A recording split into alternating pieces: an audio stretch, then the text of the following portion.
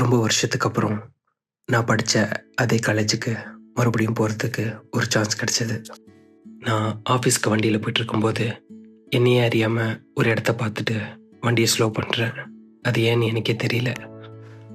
அப்புறம் வண்டியை நிறுத்திட்டு பார்த்தா அது நான் படித்த காலேஜ். நான் உள்ளே என்ட்ரு ஆகிறேன். அதே கிரவுண்டு, அதே மரங்கள்.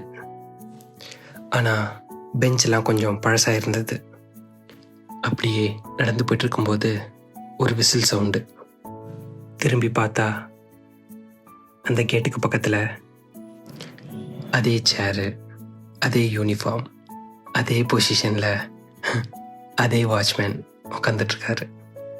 ஒரு செகண்ட் எனக்கு டைம் அப்படியே ரீவைண்ட் பண்ண மாதிரி இருந்தது.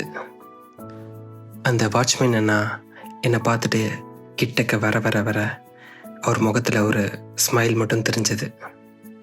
அந்த ஸ்மைல் ஏன்னு எனக்கு மட்டும்தான் தெரியும். லேட்டாக வரும்போது, ஐடி கார்டை மறந்து வச்சுட்டு வரும்போது, ஏன் எக்ஸாமுக்கே லேட்டாக வரும்போது என்னை மன்னிச்சு உள்ளே விட்டது அவர் தான். நான் அவர்கிட்ட கேட்டேன், அண்ணா என்ன ஞாபகம் இருக்கான்னு.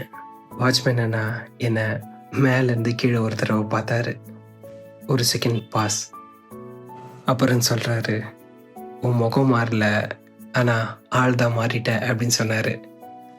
டெய்லியும் இந்த கேட்கிட்ட நின்று எவ்வளோ பேரை பார்ப்பேன், ஒரு சிலர் மட்டும் என்னால் மறக்கவே முடியாது அப்படின்னு சொன்னார்.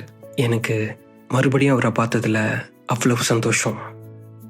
கொஞ்ச நேரம் அங்கே இருந்துட்டு அங்கேருந்து வெளியே வர மனசே இல்லாமல் வண்டி எடுத்துகிட்டு கிளம்புறேன். அகைன் விசில் சத்தம். திரும்பி பார்த்தா அதே வாட்ச்மேன் அண்ணா இன்னொரு ஸ்டூடெண்ட் கிட்ட பேசிகிட்ருக்காரு. அப்போ தான் எனக்கு ஒரு விஷயம் புரிஞ்சுது. நம்ம வாழ்க்கையில் நமக்கு முக்கியமானவங்க எல்லாரும் நம்ம கூடவே இருந்துடுறதில்ல. சில பேர் அதே இடத்துல இருக்காங்க, ஆனால் அவங்க நம்மளோட வாழ்க்கையில் ஒரு முக்கிய பகுதி ஆயிடுறாங்க. இந்த வாட்ச்மேன் அண்ணா மாதிரி. கரெக்டு தான்ல?